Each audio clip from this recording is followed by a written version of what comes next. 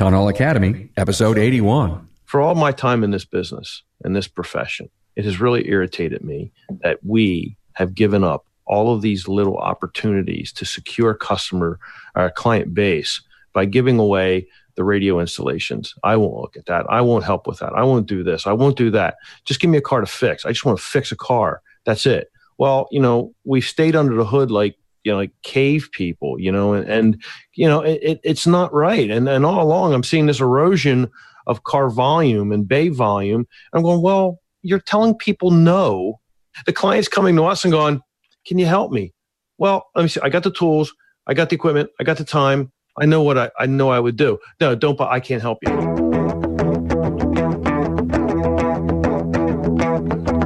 Welcome, automotive aftermarketers, to a Remarkable Results Radio Town Hall Academy.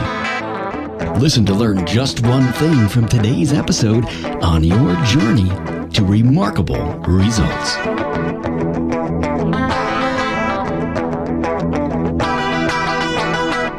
Hi, and welcome to the Town Hall Academy, episode 81. Did you ever think about creating a niche or specialty inside your business?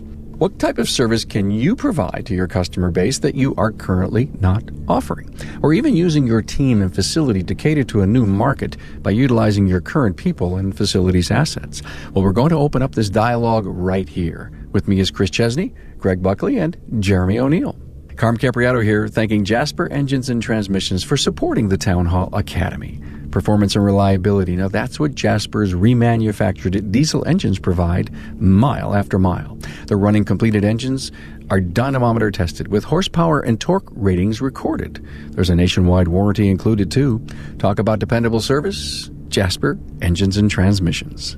Remember, today's podcast has a sister video. If you want to see the dialogue in action, you can find it at remarkableresults.biz/A081 or my YouTube channel. You will also find extended bios on my guests and links to their previous episodes. And a great feature of the show notes page is the episode's outlined talking points are already done for you, so there's no need to take notes.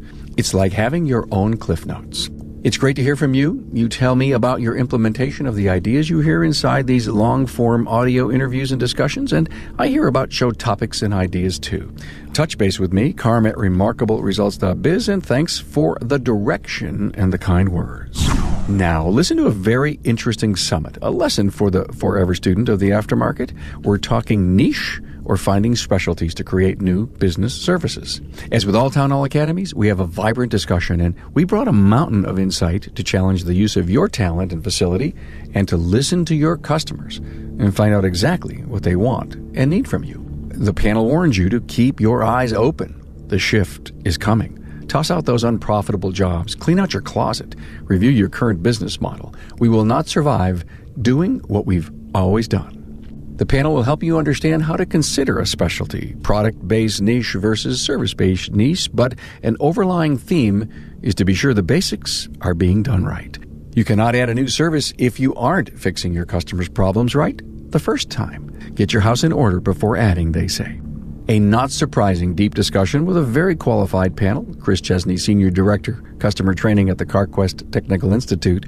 Greg Buckley from Buckley's Personalized Auto Care, Wilmington, Delaware. And Jeremy O'Neill from Freedom Automotive, Hesperia, California, and President of Advisor Fix. Your learning curve never sounded so good.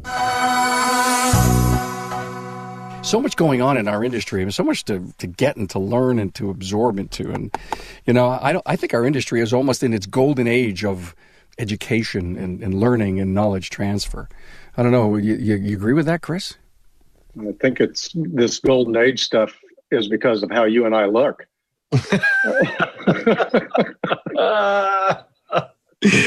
No, Jeremy, we escaped that one, Jeremy. Yeah, we did. We ducked out of that one. Now that I see Greg, I got to remind myself to include Greg. I knew there'd be zingers. I just knew it. I got you. So, no, I think this is the most exciting time in my career in this industry. It's amazing. I was talking to some guys downstairs at breakfast this morning at the Autologic conference, and everybody to a man thinks this is the most exciting time. The first time they've seen so many positive things moving in the same direction in this industry's history. And I agree. It's really going to be fun to watch the next 10 years. It is. So much knowledge out there. I guess the commitment is do it. You got to commit. You got to go to the conferences. You got to listen to podcasts. You got to read articles. You got to get in an airplane today. You got to join associations. If there's a theme, you can't sit back, and it's all up to you, really. Mm-hmm. If you eat the bacon. Yeah. Say, hey, let's start this out, Chris. We picked up. I picked this topic. I really was thinking a lot about Greg and the really cool things he's doing in his business, and you'd love to kind of set the tone here between niche and specialty. I'm going to let you kick it off. Yeah, I think that at the end of the day, we sometimes think too far out in front of who we are, and we don't look inwardly to see what we are today. And so many times when we talk about things like specialty or niche, we're trying to come up with different ideas of technologies or services that we invest in. And those are not bad to think about. I think Greg and I sat on a panel a couple of years ago at Automechanica and talked about the same thing, or at Cars. I don't remember where it was. It was in Detroit, wasn't it, Greg? Yeah. Mm-hmm. And I mean, Greg's talking about, child seat installation and things of that nature. That's kind of a specialty or niche if you want to apply that term. But I think when we start thinking about today, and especially with things like ADAS on the horizon and the need for shop owners to really be able to differentiate themselves from their competition, the first step should be differentiating yourself by doing the basics right. Mm-hmm. And that's taking care of the motorist and making sure that you're repairing their vehicle right the first time. So I always try to get back to the basics. I was taught that by my mentors. And so when we're talking about specialties, that may be, I specialize in European vehicles. I'm here at Autologic. So obviously we've got a lot of Euro training going on this weekend, or I'm an Asian specialist, or I specialized in drivability, or I'm an undercar specialist, those sorts of things. But a niche might mean that, I offer my customer a service that nobody else does in a way that nobody else does. I offer Uber to every one of my customers. So when they come in and they're dropping their car off, they know that I'm going to get them to work. I'm going to have an Uber there to pick them up right as they walk outside the door, and they're off and on their way, and I'm covering that. So a niche might be just a segment of your service that you apply that differentiates yourself. So when I think of service and niche, I think of how can I be so different that the consumer or the motorist goes, wow, that was cool. And they come back for more of that.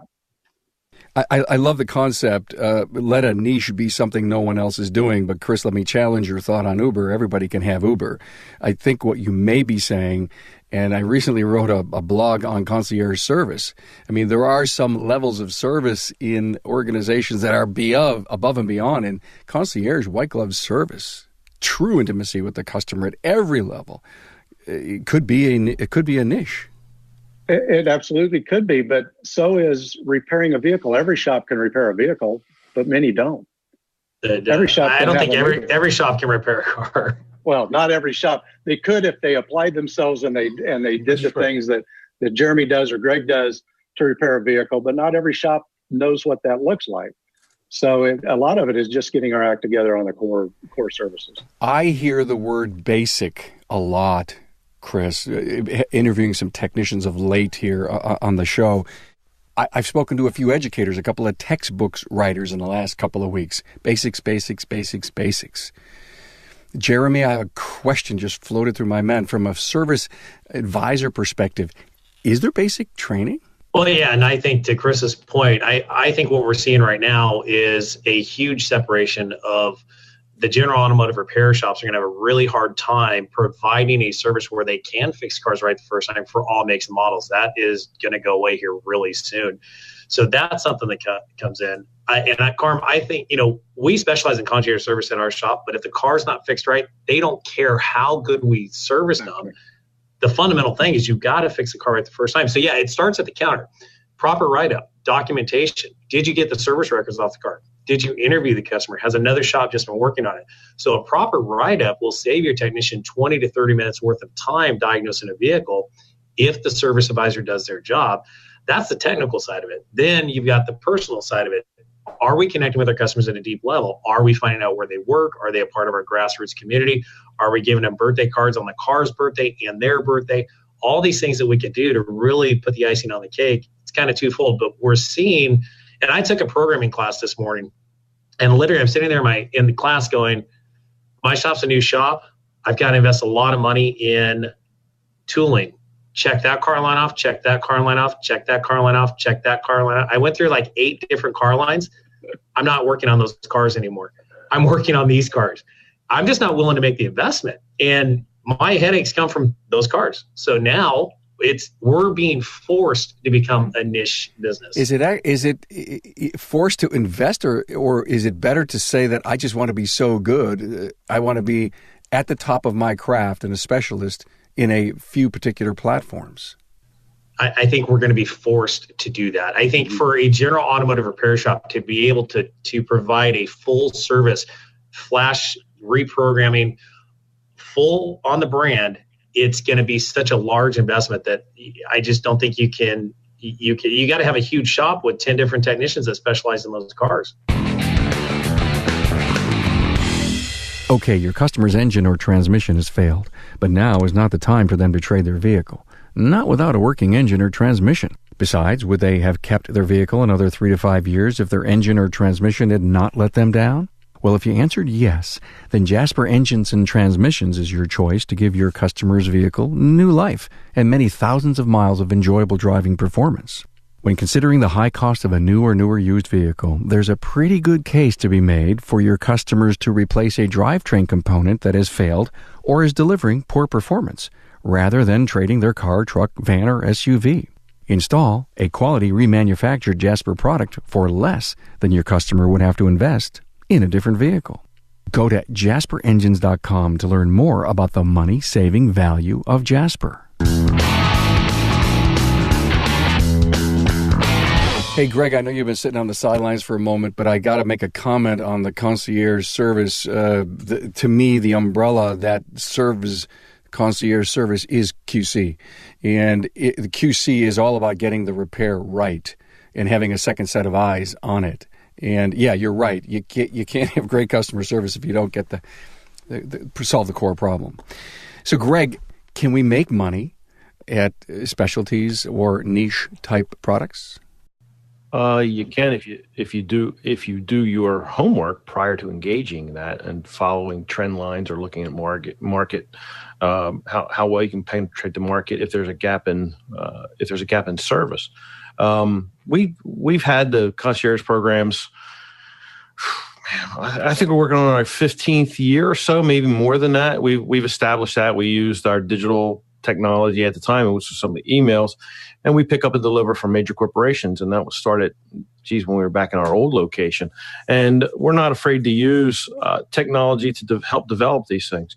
But when you look at a niche compared to an additional service, to me, it's kind of like a fine line. I mean, a niche is, as Chris was saying, could be the Uber on demand and the wipe down service and all that stuff.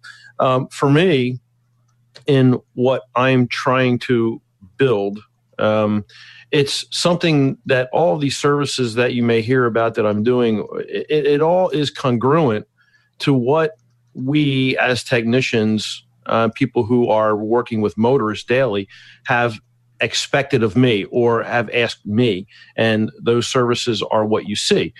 You can say child safety.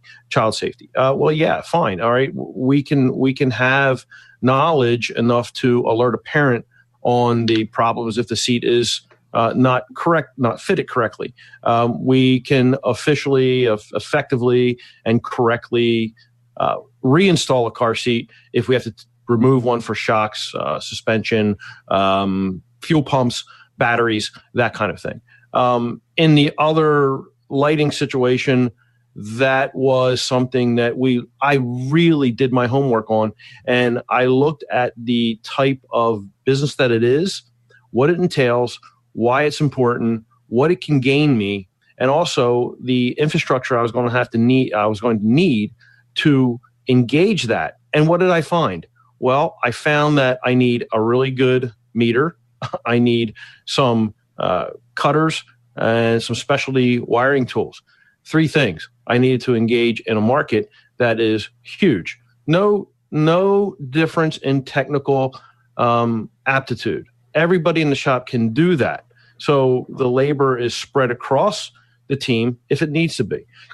So it was a case of studying before I fully engaged. I mean, seriously, I mean, when you want to jump into another market, I called the CEOs of the companies who I'll be buying parts from. I looked at the parts network and how fluid it is, how robust it is. And I found that there's huge issues. If you think we got issues in our world, let me tell you something. The safety lighting is really fragmented, but I'm working with a company that really knows its stuff. In fact, I just had a conversation with the CEO yesterday, and they're really coming on board and they're gelling very well. And the distribution market is going to be more timely and more profitable. So, and then again, we work with first responders who are part of safety. Safety is child seat. Safety is what we do for our auto repair. So the underlying theme of safety is all right through this whole triangle of services. So I'm not outside my realm. I'm actually able to amplify things and actually present something a little bit deeper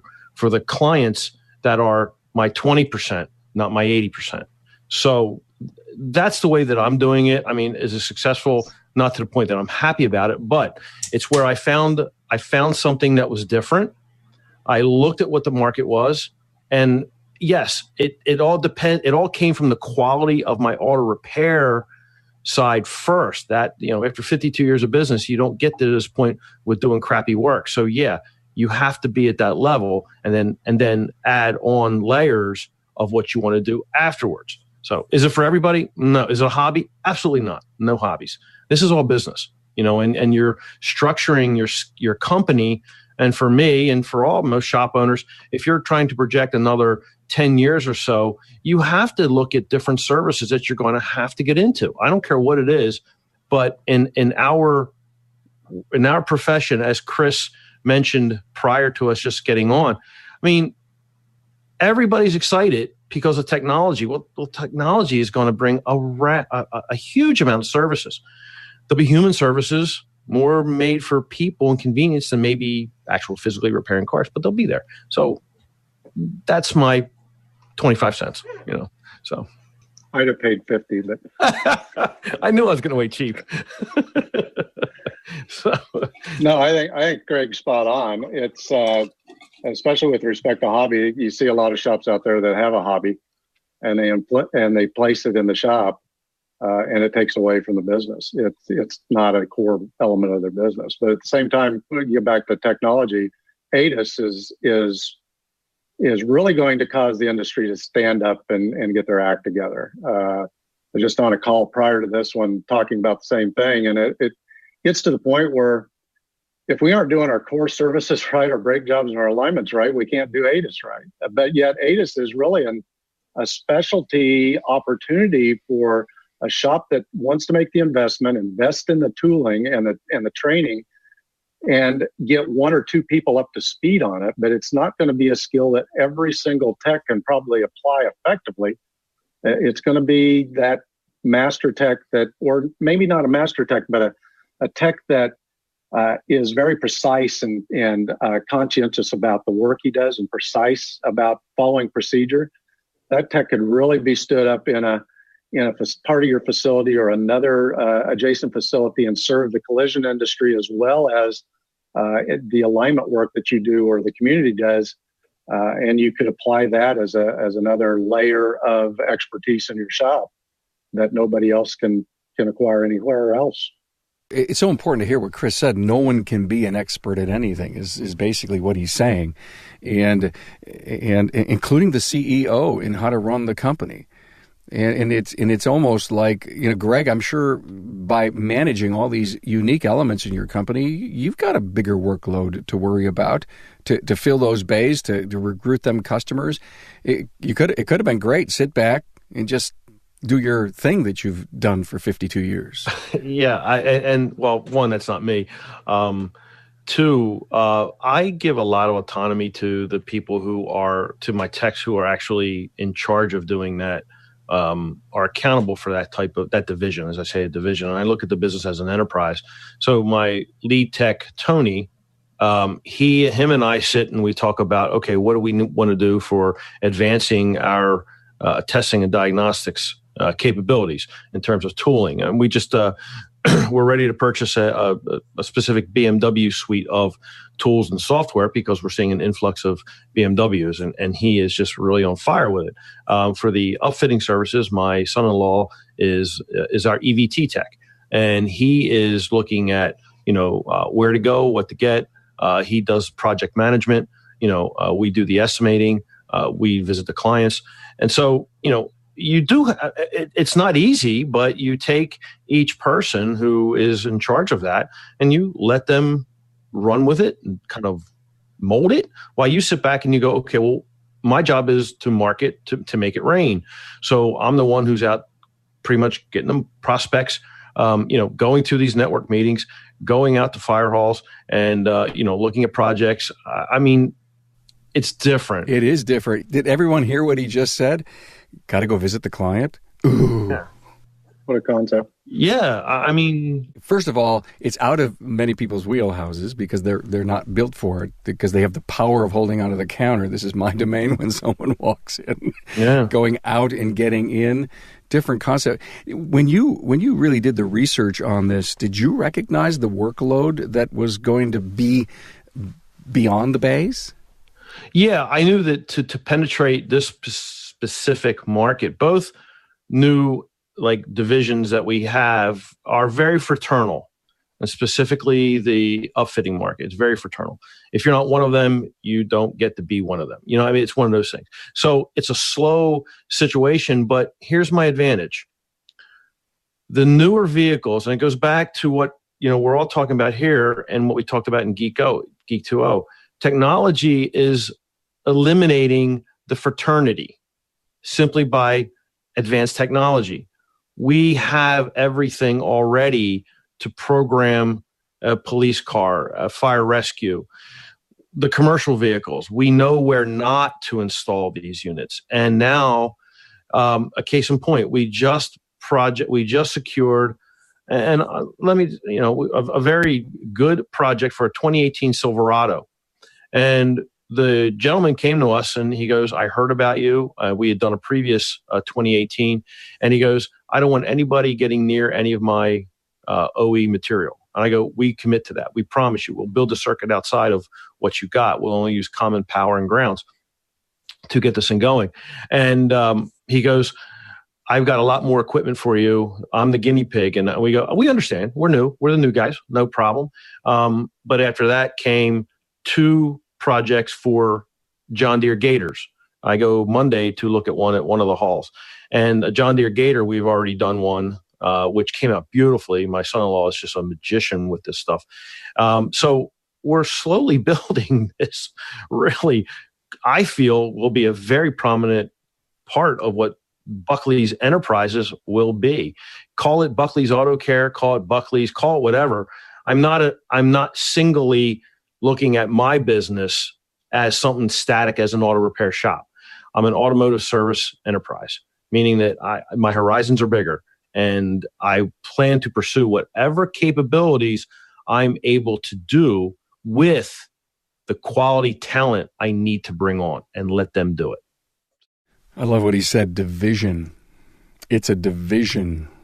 That's some big think, Greg, and it's exactly how you have to think about that upfitting, niche or specialty. Yeah. Agree, Jeremy? I do, and I just love that thought. And what I look for right now is, we're in the midst of the largest shift that our industry is ever going to see. Go back 100 years ago to the 1900s when we went away from the horse and the buggy and came into gasoline-powered, automobiles. That's when our industry was birthed. And right now, Tim Cook, all the CEOs of these major, Google, Apple, they're all saying this is the largest shift we're ever going to see. And I get excited because we're in the midst of it right now. We're seeing the acceleration. It's moving faster. And what I love about what Greg just shared is we have to keep our eyes open to the future, and we have to have time and resources to invest in exploratory services or niches like we're talking about. And what I see pretty much in my marketplace and other markets all across North America is small business owners get stuck on what's working right now. Well, what's working today and creating really good sales and profits is literally probably a dying market. Okay, it's a trending market that's going down. And eventually that market's going to be basically depleted. And if you don't look towards the future and get ahead of this shift and have these exploratory services going on out there, you're going to sit around one day going, where's my business? And then it's too late to catch up. So I think that's great. Thank you for sharing that, because it helps me understand, okay, what do I need to look for in my marketplace, and how do I start to get ahead of that curve? And then the one point I put on my talking points, Carm, was by looking at the emerging markets, you can become a first to market. You know, Uber, I think they're really successful because they were one of the first ones to market with the large platform with ride sharing. They're not a perfect company. Some of our customers love them, some hate them, but they got in early and they dominated that market. And again, what Greg's doing in his market there, yes, he's the guinea pig right now, but as that emerges, he could become the dominant player there. And who knows what revenues that would drive. You have to start somewhere. You can't be afraid to say, no, I'm not going to do that and be an ostrich type situation. But I always tend to look at the money trail. And if you look at the money trail, a report just came out. An analyst just rated Apple as finding their next to double their value from 1 million to 2 trillion in the next 5 to 10 years by being in the automotive mobility sector. Secondly, Europe is reporting that that they are close to peak car sales. All right, peak car sales. That means that from this point on, car sales will relatively start to shrink by 2 or 3 million units per year worldwide. Well, people aren't going to stop moving; they're just going to move in a different way. How are you going to service them? What do they need? And if we don't, and I'll step back here for a second, but for all my time in this business and this profession, it has really irritated me that we have given up all of these little opportunities to secure our client base by giving away the radio installations. I won't look at that. I won't help with that. I won't do this. I won't do that. Just give me a car to fix. I just want to fix a car. That's it. Well, we've stayed under the hood like cave people, it's not right. And all along I'm seeing this erosion of car volume and bay volume. I'm going, well, you're telling people no. Why? Why aren't we engaging and figuring out, well, how can I help you? What can I do? I mean, the client's coming to us and going, can you help me? Well, let me see. I got the tools. I got the equipment. I got the time. I know what I know I would do. No, I can't help you. Well, geez. Okay. You bring up such a great point. I wrote down glass tinting radios, like you said, everything. Yeah. And when you think of a marketplace and the number of shops that are in it versus the number of glass tinting or radio places, it's probably 30 to 1. So why I guess this is a great question. Why do we walk away from that? And is it time to get back in it? A lot of things come down to specialization and the desire and the need to do it, I suppose. It's not something I say to everybody run out today and start a glass tinting business or a car seat fitting station or anything like that. But if I build correctly, who's to say that this one little division, this little element that I have cannot be springboarded out to an independent location and somewhere? And now we've got Buckley's European. Little things like that happen, but currently we're here. But we can be someplace else if it's done right, if everything falls in place. We're just trying to establish the different service points that our clients are asking us to help with and what we're finding the market is telling us. No, I just, you asked what kind of holds us back from taking that leap, and it's comfort zone. We live in a comfort zone and get beyond there. And it's so crazy. Right now I get so many calls from service advisors and shop owners who want to get in the coaching game. And I'll ask them I'll give them an assignment. I'll say, great, I'm going to give you 20 minutes. We'll go through the initial thing. It's the easiest business in the world to get into. It's also the highest rate of failure, but I'm going to give you an assignment. You've got 30 days to go get your first client and charge them a certain amount of money. I don't care if it's $25 or $500. Charge them for your coaching services. 95% of the time, I never hear from that person ever again. And it's because they're not going to take that step. They don't have what it takes to step up and go make the change. And so for me, whatever new niche I'm going to go after, I've got to monetize it as quickly as I can. How do I see the money? Because if I don't in my mind, my subconscious mind, if I don't think it's a viable resource income stream for the business, I'm never going to go after it. So if I'm going to go after a niche, whether it's glass or something else, let me get in the game, get the tooling, and then go monetize it as quickly as I can so I could see the revenue stream coming in. And Greg's had some wonderful successes with what they're doing, which is building the momentum. So it takes one, then go get two, and then move. And understand this, marketing is easy. If you develop the niche, you can get as many customers as you want. You just simply have to go attack it in a different way, and then the customers will come to you. So I would say go out and monetize and get out of your comfort zone. Jeremy, I want to jump into a couple of talking points. I thought that were very interesting. Product-based niche versus service-based niche. Yeah, you look at the product-based niches, it's harder to get into that. It requires a lot more equipment, capital investment, and then your labor, your specialized knowledge labor force is higher. If I want to become a BMW specialty shop up in Hesperia, California, okay, number one, I've got to go buy the right tooling. I've got to have a technician that understands those specific cars and can deliver what we talked about, fix it right the first time. Now, if I want to provide a service-based niche, hey, we guarantee your repair 24 hours by the time you drop it off on most repair services or whatever. I can be a speed of service specialty. That doesn't take any special tooling. I'm pretty much set up for it. Let's say I want to offer air conditioning services. Hey, we guarantee your air to blow cold within 24 hours from the time you drop it off, or your service is free. Okay, guess what? Every single person in my town is going to bring me their air conditioning, because when it gets 110, they don't want to wait a week to get it fixed. They want it fixed now. So I think that service-based niches are very easy to fulfill, and you can shift in and out of them as fast as you want to. Whereas the product-based niches are a lot harder, and it takes a larger capital investment to develop those.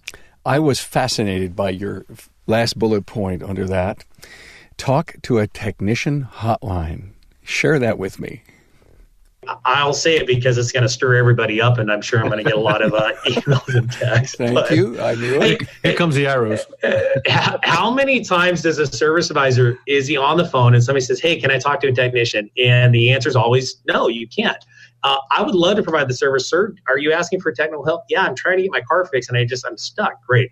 We've got a solution for you. Here's basically what it is. I got an AC certified technician ready to go. It's $9.95 a minute. I'm just going to need your credit card, and I'll begin the conversation right away. Get ready for your tech. Here he comes. So I'm just, we pay for it here on our end. The public, I'm just wondering, I just threw that out there because it's a thought. It's there. I'm serious. Why not? Everybody's an expert. Let's see. I've got over somewhere 1.8 million views. I take all kinds of phone calls from my YouTube channel. I just might have to take that suggestion up, Jeremy. I can put it behind a firewall, Greg. Exactly. Put it behind a firewall. There you go. Mr. Customer, I'm seeing you've got the code P188, and I'm showing there's like 18 different repairs. If you want to go guess, you can already put this component in. Oh, well, I've already done that. Okay, well, have you done this test on this, connector with this pin out, and have you measured the resistance? I don't know how to do that. Well, great. We have a solution for that. If you'd like us to do it, we have an opening tomorrow at 8 a.m. for our level 1 testing package. Would you like to bring the car in? So now we can get compensated for being on the phone. I just love that thought. It's pretty good. I should trademark that now. Yeah, really. I think the industry is going. You heard it first here, right here. That's right. You're on Friday. Well, my goal is not to get my goal is not to get banned from the industry. It's really to help the industry out. So it's okay.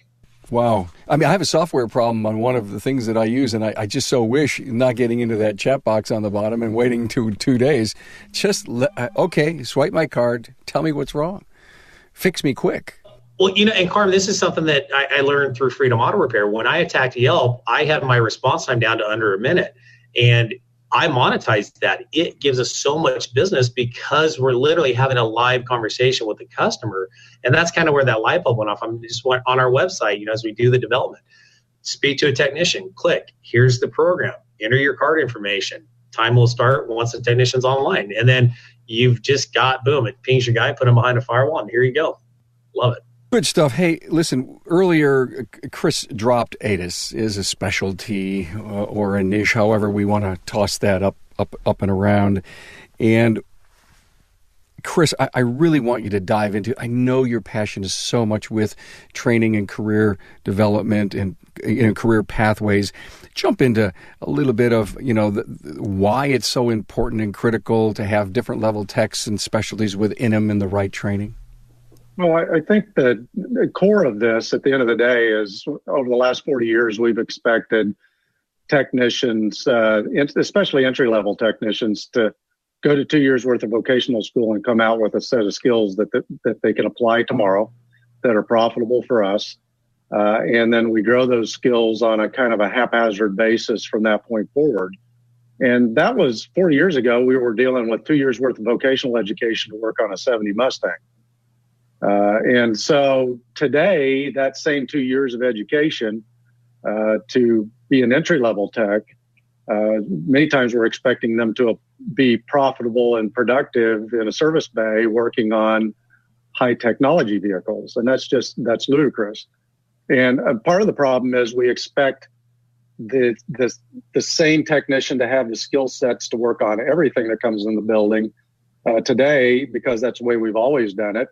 And so I think we're to the point where we need to specialize from the standpoint of looking at the medical industry and how they route their work, so that we triage or we establish who should be working on this system once the car comes in the bay. And ADAS is I think one of the technologies that's probably going to drive us that direction. Today, ADAS is a specialty, if you will, but 5 years from now, 10 years from now, ADAS is core. And so that core skill is very complex today. It's very precise in nature. And so you can't expect every level of technician to be able to calibrate radar or camera systems or the entire vehicle. Or as Audi will tell you, the average alignment on an A8 is going to run about $1,600. And so if you are expected to work on those vehicles, you have an alignment rack and your customer drives Audis or any kind of vehicle, and they expect Greg to align that vehicle with his Hunter Hawkeye or whatever system he has, by golly, he better be able to calibrate the rest of the system once he aligns it, or they're going to kind of look at him funny like, well, why can't you align my car? And so Greg goes out and tries to set up his team to be able to calibrate. The process of calibration is very involved. The alignment itself is about a 2 hour process, hour and a half process. It's another 8 hours to calibrate all the systems. Mm-hmm. And part of that is setup, and the precise nature is placing the targets and requesting the controller to calibrate itself, because Mr. Controller, I placed the target in the right spot. You look at that target and calibrate yourself. That's essentially the process, but it has to be very precise. So I think that the future of technology, not just ADAS related, is to focus on competency and the mastery of competencies to enable our technicians not to be so focused on, I'm pretty comfortable with working on Chevys, but when that Volkswagen rolls in, I freak out. Mm-hmm. I'm sorry, but a car is a car is a car. A CAN network is a CAN network is a CAN network. But with data networks today, we have so many primary networks, primary buses, sub buses, gateways, that we're to the point where we have to identify where those are and what they are before we even approach the vehicle, right, so that we can have a chance at solving the problem. Well, you can't expect a C-level tech to do that just because the window won't roll down or the headlights won't work. And so in my mind, education needs to focus on mastery of competencies. And let me define competencies, because I've been challenged with that over the last week, that we use terms that sometimes we think we understand, but we don't. Competency is nothing fancy. It's just taking the content that you've been given and putting it in action. The ability to apply that skill in anger in a bay to feed your family, to be productive for the shop owner. It's not going to a class like we do today and spending 4 hours in a class at night or during the day and then praying that that kid can apply the skill when he gets back to the bay. That's outcome-based education. So with respect to technology, here's an example. electrical circuits. I mean, the car is so electrified, even without being a battery electric vehicle or something of that nature. So if you look at a gang connector on the firewall of a modern vehicle, you may have 150 to 200 wires in it. And if you dissect those, you can divide them up into three sections. One is the load carrying wires, powers and grounds. Very simple. So a basic technician, a maintenance technician, should be able to identify and service and repair, diagnose, service and repair any power and ground type circuit. A senior technician should be able to take the next level, which are inputs and outputs. So sensor inputs, actuator outputs, basic computer processes, open and closed loop type systems. They should be able to process that, diagnose and repair those systems. And then a master technician should be able to take data networks and become a data network engineer and understand the relationship between a MOST network and a CAN network and the interaction that can happen between them, even though there's a gateway in the middle, but how a MOST network can impact the capabilities of a CAN-A network. You can't expect an entry-level technician to do that. And so when you get a vehicle in and it's got an issue, somebody needs to be able to point that vehicle to the specialist. So when you go to the doctor's office or to the emergency room, you see a practitioner initially or a physician's assistant initially, and they point you to the specialist. You're going to go to the cardiologist, you're going to go to an oncologist. Where are you going to land? I think in the next 5 to 10 years, that's the automotive industry. And we need to start thinking about that now, because you're not going to be able to flip the switch to do it. Right. Agreed. Absolutely. Technician mastery. Love it. Thank you, Chris. Good stuff. So, Greg, let's try to bring this to a conclusion. I was excited to hear the things you talked about. Loved to hear the things you're building inside your company. I'm going to go out and I'm just going to do this. No. You know, if we stop for a minute and somebody's listening, they're watching, re-listening to this, going over and over again and says, God, these guys made so much great sense. What do I got to do to really bring something like this to fruition? Research, business plans. Give us an idea. Well, the first thing is it comes down to, again, basics, but this is team building basics. Once a year, we'll look at, all right, where does our team want to go for the next year? Where do we want to build to? So with each of our additional services and these new divisions, we sat down and talked like, okay, what do we get into? Where do we grow? And your team has to be underneath you. You have to lead the team into it if it's going to be a prosperous situation or it's something that you want to trial out. You can't do it without having everybody on board. So, that's the first thing. Secondly, look at what your talent tells you. I mean, there's a shop owner in I think New Hampshire him and I were sharing some things, and his great diesel tech really likes to program diesel trucks, to get them even more horsepower and to do that kind of, modifications.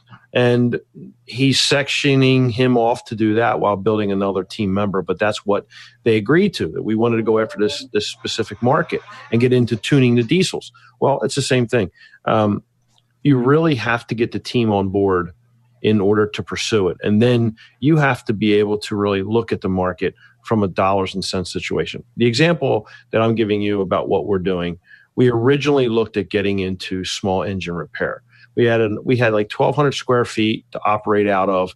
We thought, okay, what can we do?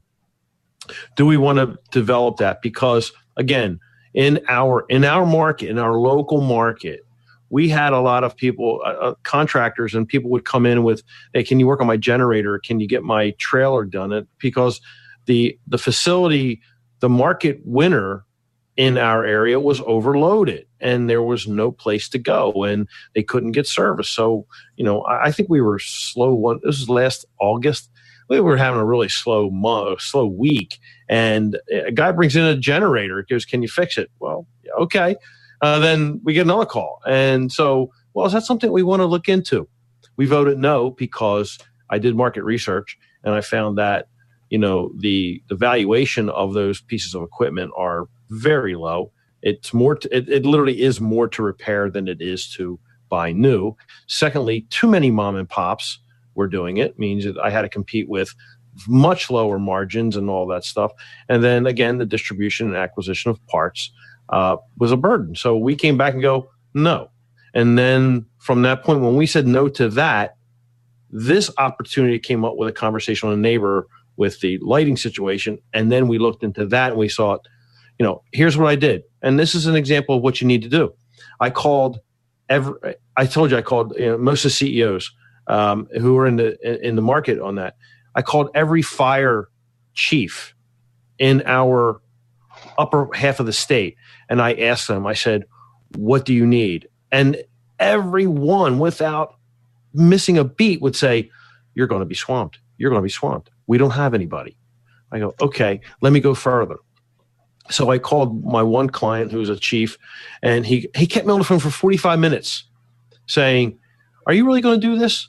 I go, well, I'm here to greenlight it, but I need your input. What's the market telling you? Hey, when did you think you had something there? I mean, when that chief kept me on the phone for 45 minutes. I mean, I tried to get out of it within 15 or 20. I'm just looking for basic information, and he goes, we don't have anybody. And I go, okay. But then I still had to get into the fraternity side. So I came upon two guys who contacted me, and we went out to lunch, and we kind of said, all right, what's the market like? And I said, guys, I need this margin. I said, I'm not going to go anything less. Okay, no problem. Well, one guy goes, well, can I be your project manager? I'm going, I don't need anybody right yet. Just let me figure out what's going on here. But it got into that level, and now technology is now forcing the responder community to go, let me think about this. I need a professional. Did you write a business plan for at least looking at the number of new clients you were going to get, look at potential revenue streams? Yeah, I looked at all that, but and I wrote most of it down where we're looking at what the volume can be, and I didn't want to just jump right into it because I said it's a fraternal situation, and you're not going to go against a fraternal person, somebody in the fraternity, meaning that they're already in the club. And hey, and this is what happened. They came to me for estimates on projects, and they turned around, took that number, and did it themselves, and went that route. And I go, all right, I know what it's not my first rodeo here, guys. I know what you're doing. So I stayed away, and now I'm letting the market come back to me, and that's starting to happen, and that's where. And how long has this been about 9 months to a year. Greg and I occasionally will have a Saturday morning cup of coffee together. One or two. And he tells me about all these wonderful things that's going on with that. So good for you, man. I'm happy for you. Smart move. Now, if someone decides to do this anywhere else in the country, would you be happy that they stole your idea shamelessly? Well, you know what? There's other shop owners who are doing it. I come to find out, I called my friend Craig Zale down at Craig's Car Care. Craig is a chief of a fire company. He'll do some upfitting services. He shared with me a lot of what he does and how to approach a community. I mean, this isn't a new ball of wax here, guys. It's just something that I feel that in my model, it fits my model. And that's one of the things that's very important. I'm not selling pizza. I'm not serving cookies. I'm not baking cakes while running a repair shop. I'm doing something that's congruent with all my other services. And I think that's critical if you want to explore a niche or additional services, because it can't take you out of your realm. I mean, I know that there's a specific woman in Philadelphia. She does auto repair and nails and hair. And okay, that works for them. But this to me is about business and safety. Safety is my underlying mission. Great strategy behind that. Jay, Jeremy, I don't know. I always. It's all good. I always call him Jay for whatever reason. That's my nickname for Jeremy. Perfect. Oh, Jay, should we find specialties and create new business ideas and services? My answer is yes. I got 2 tips for everybody. Number 1, clean out your closet. Get rid of the old non-profitable jobs. Start to say no to free up your time, so you can explore these new emerging markets, and then keep your eyes open and begin to prepare. I'm telling you guys, the shift is coming. It's here. ADAS will be here very fast. We'll be servicing those cars. Chris, I can't wait to get my first customer with an Audi A to pay me $2,100 for that alignment. I'm on board with that. But here's the thing. If you don't change your business model and you hold on to that old stuff, you're not going to be in a position to accept the new. So clean out your closet. Yeah, but you're Great point. out with the old, but out with the old mentality and business model and stubbornness and I'm stuck in the mud attitudes. Chris, I'm going to give you the last word. Any final thoughts for us? Well, I think that Jeremy had a great point there, and that is throw out the old and be prepared and open for the new. But we've been working on the same business model for the last 50 years, and those that have changed it, like Greg and Jeremy, have seen the rewards for doing so. And so it's the many that don't and aren't, and they're not going to survive if they don't get rid of that old mentality of this is the way we've always done it. That won't survive the next 10 years at all. But there's so many opportunities in front of us.